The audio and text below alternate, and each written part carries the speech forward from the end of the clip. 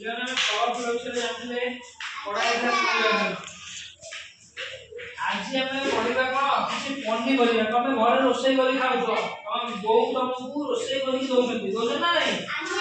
ତରକାରୀ, ଡାଲମା, ଖଟା କଣ କରୁଛନ୍ତି?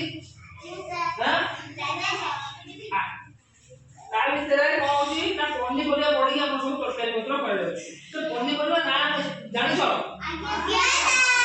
ଜଣକା 5ଟା ଲେଖା ପରିବା ନାଁ କହିବ। ତୁ ଫାଷ୍ଟ ଯାଅ 5ଟା ପରିବା ନାଁ କହ।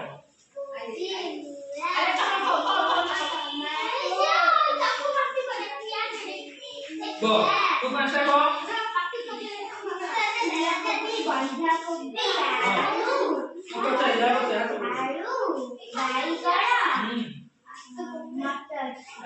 तू जाओ 5टा कह। कोबी, बंधा कोबी और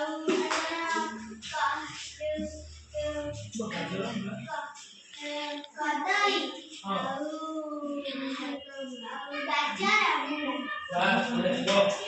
तू जाओ कौन बच्चा?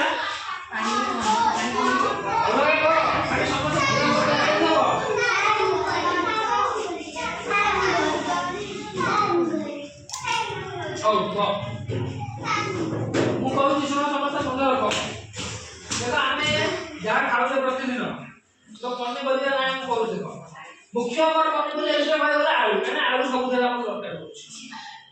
ଆଳୁ, ବାଇଗଣ, ଟମାଟର, ଫୁଲକୋବି, ବନ୍ଧାକୋବି, ସାରୁ, କଦଳୀ, ଗାଜର, ମୂଳା, ଆଉ କଣ ସବୁ ମଟର ଛୁଇଁ, ବିନ୍, ଝୁଡଙ୍ଗ, ମାଟି ଆଳୁ, ଟମାଟର, ଭେଣ୍ଡି, ବାଇଗଣ, ଲଙ୍କା, ये सब कौन पनिपरिया जाଉଛି। पनिपरिया